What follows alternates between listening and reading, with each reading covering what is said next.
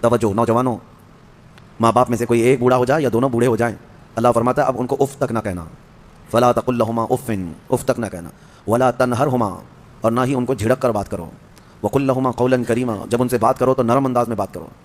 جس نے اپنی ماں سے یا اپنے باپ سے سخت لہجے میں بات کیا اس نے اپنی پچھلی کی ہوئی ساری نیکیاں ضائع کر دیا، اس کی نیکیاں ختم کر دی گئیں، اس کے رزق سے برکت اٹھا لی جاتی ہے جو اپنے والدین سے سخت لہجے میں بات کرتا ہے۔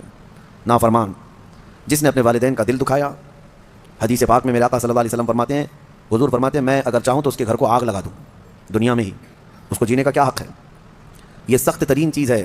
ہمارے بچے، ہمارے نوجوان، ان کو ایسا لگتا ہے ماں باپ بالکل عام سے لوگ ہیں، جیسے چاہیں ویسے بات کریں، انہوں نے تمہیں لاڑ و پیار سے پالا ہے تو اس کا مطلب یہ نہیں ہے کہ تم ان کے اوپر حاکم بنو۔ اور آج کے بچے جو کر رہے ہیں اپنے ماں باپ کے ساتھ، اس سے وہ حدیث پاک ثابت آ جاتی ہے۔ میرے آقا نے فرمایا سچ، قیامت کی نشانیوں میں سے ایک نشانی ہے ان تلد الامۃ ربتہا، عورت جو ہے اپنا سردار جنے گی، یعنی عورت سے جو بیٹا پیدا ہوگا وہ سردار بنے گا، یعنی خود ماں کے اوپر ہی حکومت کر رہا ہے۔ باندھی اپنا سردار جنے گی، مطلب یہ ہے ماں باندھی بن کر کے رہے گی، کنیز بن کر کے رہے گی، اور بیٹا حاکم بن کر رہے گا۔ یہ اکثر گھروں کا رواج ہے۔ ماں تو کام کی مشین ہے، ماں تو باندھی ہے، گھر کی کنیز ہے، وہ تمہیں جو چاہیے وہ سب اس ماں سے ہی کرواؤ۔ ماں تمہارے کپڑے بھی دھوئے، ماں تمہارا کچرا بھی صاف کرے، ماں تمہارے برتن بھی دھوئے، تم جہاں بیٹھے ہو وہاں تمہارے لیے کھانا بھی لا کر پروسے، کنیز ہی تو ہے تمہاری، تم نے اس کو باندھی بنا رکھا ہے، پلس اس کے اوپر حکم الگ جماتے ہو۔ اتنا سخت ترین گناہ ہے یہ، اللہ نظر رحمت نہیں فرماتا اس بندے پر، اللہ نظر رحمت نہیں فرماتا۔ نبی پاک صلی اللہ تعالیٰ علیہ وسلم کے فرامین اگر دیکھیں، ان لوگوں کی فضیلت آئی ہے قرآن میں بھی اور حدیث میں بھی۔ آپ کو میں بتاؤں، سیدنا موسیٰ علیہ الصلوۃ والتسلیم نے ایک بار اللہ کریم کی بارگاہ میں یوں عرض کی کہ مولا میرا جنت میں رفیق کون ہے؟ دنیا میں بہت سارے قریبی ہیں، جنت میں میرا رفیق، میرے ساتھ رہنے والا کون ہے؟ اللہ تبارک و تعالیٰ نے فرمایا کہ فلاں ایک گوشت کا کاروباری قصاب ہے، اس کا نام بتایا کہ یہ آپ کا جنت میں رفیق ہوگا۔ سیدنا موسیٰ علیہ السلام ڈھونڈتے ہوئے اس کو گئے کہ یہ قصاب کہاں رہتا ہے، جا کر دیکھا تو وہ دن بھر گوشت بیچ رہا تھا، اس کے ساتھ رہ کہ اس کی ایسی کون سی نیکی ہے اللہ کی اس کو نبی کے ساتھ رکھا ہے جنت میں۔ شام ہوئی تو موسیٰ علیہ السلام نے اس سے کہا کہ میں تیرے ساتھ چلوں گھر، اس نے کہا بہت اچھی بات ہے آپ چلیے میرے ساتھ، میرے گھر مہمان ہو۔ گھر لے کر آیا، اس کے چھوٹے بچے بھی تھے۔ موسیٰ علیہ الصلوۃ والتسلیم گھر گئے تو دیکھا اس نے جلدی سے اپنے گھر میں جا کر کچھ چیز روٹی یا دودھ لیا، اور اللہ کے نبی کو بھی بٹھایا ہے اور اپنے بچوں کو بھی بٹھایا ہے، اور اس کی ماں بستر پر تھی، اسے جا کر دودھ میں روٹی چور کر نرم کر کر کے کھلا رہا ہے، اور اس کی ماں بستر پر سے ہاتھ اٹھاتی اور کہتی مولا میرے بیٹے کو تو جنت میں موسیٰ کا ہم نشین بنا دے۔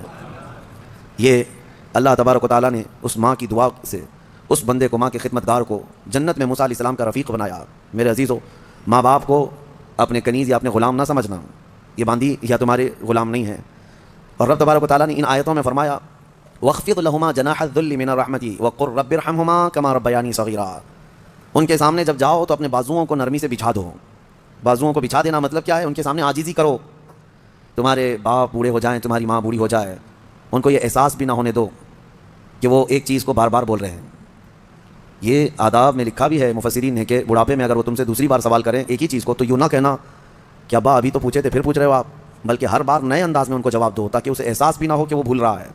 یہ حقیقت میں فرمانبرداری ہے بچوں کی، ورنہ دنیا پرست آج ایسے ہو گئے ہیں کہ نعوذ باللہ من ذالک، ماں باپ کو وہ دیکھنا بھی پسند نہیں کرتے، بات کرنا بھی پسند نہیں کرتے۔ کتنے بوڑھے ایسے ہیں، کتنے بوڑھے ایسے ہیں۔ پھر بھی غنیمت ہے ہمارے ملک میں، یورپین کنٹریز، امریکہ میں ایسے حالات ہیں کہ بوڑھے اپنے گھروں میں رہتے رہتے مر جاتے ہیں۔ ہاسپٹل کو پڑوسی لوگ اطلاع کرتے ہیں کہ اس گھر میں جو بوڑھا تھا انتقال کر کے آ جاؤ، اس باڈی لے جاؤ۔ بیٹے نہیں ہوتے ساتھ میں، کوئی نہیں ہوتا۔ اور آپ پوچھ لینا، مجھے وہاں کے رہنے والوں نے بتایا ہے کہ ایک بوڑھا یا ایک بوڑھی عورت کو کبھی کوئی پوتا ملنے آئے تو اس دن اس کی عید کا دن ہوتا ہے۔ وہاں پر بہت اس کو اہمیت دی جاتی ہے کہ کسی کا پوتا یا کسی کا نواسا ناتی ملنے کے لیے آ گیا بوڑھے کو، تو کہا گیا کہ اس کا گھر جو ہے عید کی طرح ہو جاتا ہے، اتنی خوشیاں ہوتی ہیں۔ اس طرح سے اولاد کو دور کرنے کا نظام بنا کر وہ دنیا میں امن کی بھی بات کرتے ہیں۔ بہرحال یہ قیامت کی نشانیاں ہیں۔ حضور پاک صلی اللہ تعالیٰ علیہ وسلم نے اس شخص کے لیے ہلاکت کی دعا کی ہے، ممبر پر کھڑے ہو کر کے میرے آقا نے ہلاکت کی دعا کی ہے، مولا وہ شخص ہلاک ہو برباد ہو جائے۔ حضرت جبرائیل امین نے دعا کی اور حضور نے آمین کہا، وہ شخص ہلاک و برباد ہو جائے جو اپنے ماں باپ کو پایا لیکن ان کی خدمت نہیں کر سکا، ان کی خدمت نہیں کر سکا اور ان کو راضی کر کے جنت نہیں حاصل کر سکا، ایسا شخص ہلاک و برباد ہو جائے۔ حضور نے آمین کہا۔ اس بات کو سمجھو، کتنی مائیں ہیں جو ہمارے پاس اپنے بچوں کے متعلق کہتی ہیں، کتنے باپ ایسے ہیں جو اپنے بچوں کے متعلق ہمارے پاس کہتے ہیں، اور کتنے تو ایسے ہیں جو یہ کہتے ہیں کاش میری اولاد نہ ہی ہوتی تو میں سکون سے ہوتا۔ تو تم ایسے تو نہ بن جاؤ کہ تمہارے والدین تمہارے پیدا ہونے پر بھی افسوس کرنے لگ جائیں، وہ زیادہ دن تک تمہارے ساتھ رہنے والے نہیں ہیں، کیا خبر۔ اس لیے کوشش یہ کرو کہ ان کا احترام کریں، جتنے دن ہیں ان کو سکون کی سانس لینے دو، اور ہو سکے تو اپنے ہاتھ سے ان کی خدمت کرو، اپنے ہاتھوں سے ان کی خدمت کرو، کیونکہ ان کی خدمت کا بدلہ تم دے ہی نہیں سکتے۔ جب تم ماں کے پیٹ میں 9 مہینے تھے، ایک جھٹکا جو تم نے لگایا، تم 7 بار اپنی ماں کو حج کرا کر کے بھی اس جھٹکے کا اجر نہیں دے سکتے، اس کا بدلہ نہیں چکا سکتے۔ تم اپنی ماں کو کندھے پر بٹھا کر حج بھی کرا لو 7 مرتبہ، تب بھی تم اس کا وہ حق نہیں ادا کر سکتے۔ بہت بڑا عظیم حق ہے، اور کتنے ہلکے میں دھڑلے سے نوجوان اپنی ماؤں کو گالیاں تک دیتے ہیں، نعوذ باللہ۔